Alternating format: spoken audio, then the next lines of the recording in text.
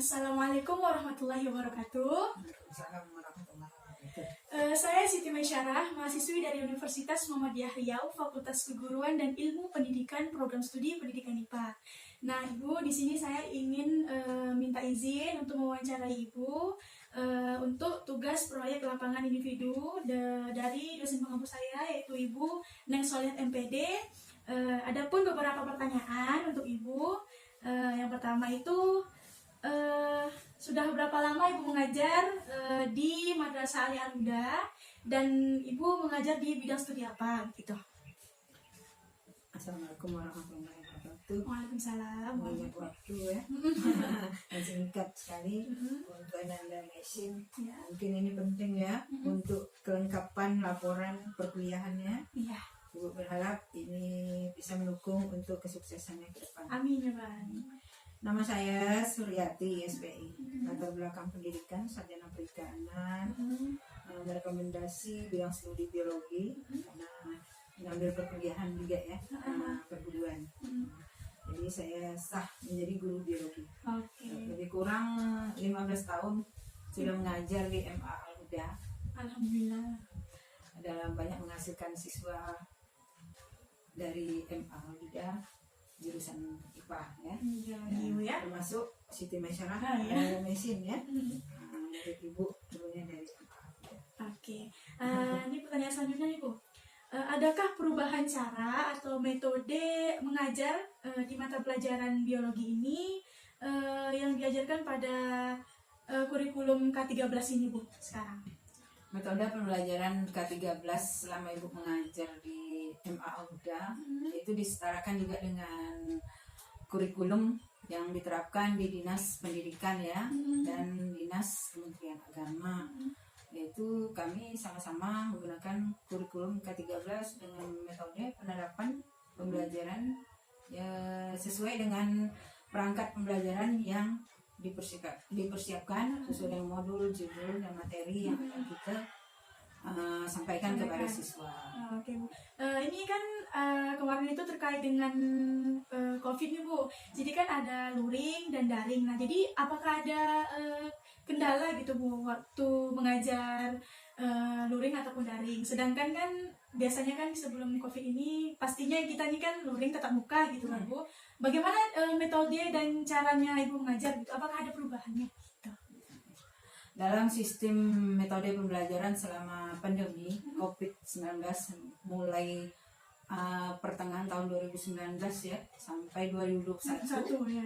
Tahun pembelajaran 2021-2022 metode pembelajaran yang diterapkan secara daring juga secara luring dan juga sekarang sudah diberi izin untuk tatap muka ya karena kita termasuk kelas level 1 jadi udah boleh menggunakan metode tatap muka. Tapi kendala daripada daring itu banyak sekali terutama kita ini siswa-siswinya ya selama pandemi itu tidak dibenarkan ya berkelompok ya tidak bisa belajar bersama tapi tentu menggunakan jarak jauh dengan menggunakan metode pembelajaran grup WA grup WhatsApp ya. Kemudian ada menggunakan metode pembelajaran sistem video pendek ya.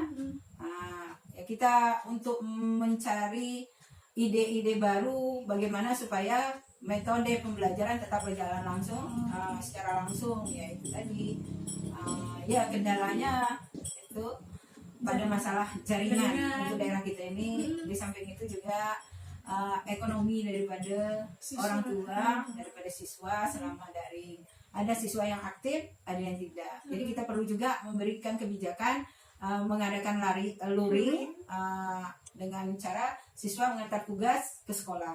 Guru tetap standby di sekolah supaya mempermudah siswa yang tidak mempunyai jaringan atau tidak mempunyai HP untuk mengikuti pelajaran sistem daring. Oke gitu.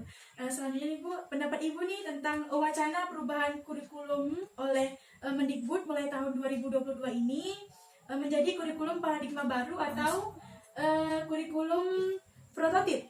Nah itu, bagaimana menurut Ibu tentang wacana ini gitu loh, tentang kurikulum prototip ini tadi?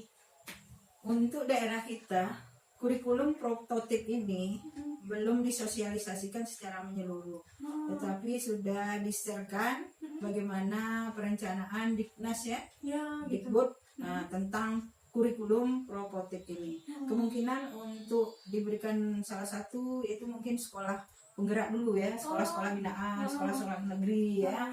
Apabila berhasil ya mungkin kita juga Bisa bisa diterapkan, ya. diterapkan, tapi ya kita lihat dulu bagaimana Kondisi. percontohannya. Sangat ya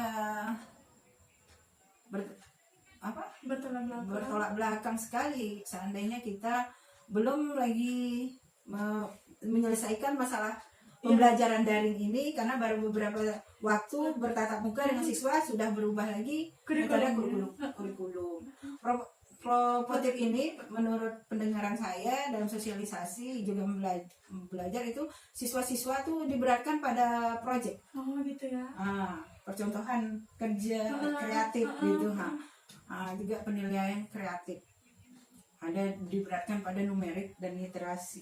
Sementara K13 ini kita belum selesai bisa diterapkan karena mengingat sarana dan prasarana situasi di sekolah. Gitu ya. Walaupun sudah lama menggunakan K13, kan kendala tadi adanya masa pandemi tadi ya. Terkendala pembelajaran kita. Oke. Lanjut Ibu, hal yang diketahui oleh Ibu nih tentang kurikulum paradigma baru ini atau kurikulum prototip, misalnya itu tentang ruang lingkupnya atau strukturnya dan perbedaannya nih dengan kurikulum yang saat ini diterapkan gitu, bagaimana menurut Ibu ya? Berdasarkan tingkat sekolah ya, tingkat PAUD, SD, SMP ya, SMA itu ada perbedaan ya. Kalau untuk itu dilihat dari level mata pelajarannya. Kalau tingkat sekolah menengah atas itu sesuai dengan program peminatan dan penjurusan. Misalnya kelas 10, mereka diarahkan untuk memilih apa karakter dia, sesuai dengan karakternya, kebiasaannya. Seperti itulah mengarahnya. Dia apakah peminatannya ke bidang studi IPA atau IPS sosial. Dan lagi dalam penilaian karakter itu diberatkan pada Pancasila. Penilaian. Jadi kebiasaan dilihat dari impact iman, ketakwaan dan akhlak mulia pada siswa. Itu kemungkinan ya. Sepertinya bagus, tapi kita belum tahu bagaimana penerapannya nanti, apakah mencapai target atau tidak untuk siswa. Tapi kita masih memakai kurikulum sampai saat ini. Itu wacana untuk 2023, 2022, 2023. Oke.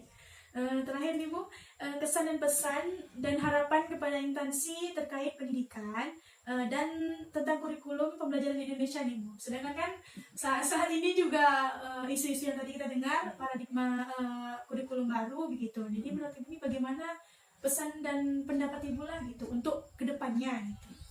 Sebenarnya kurikulum itu ya bagus, ada perubahan, percobaan gitu kan, ada revisi. Dari percobaan ini tidak berhasil, dibuat lagi yang baru.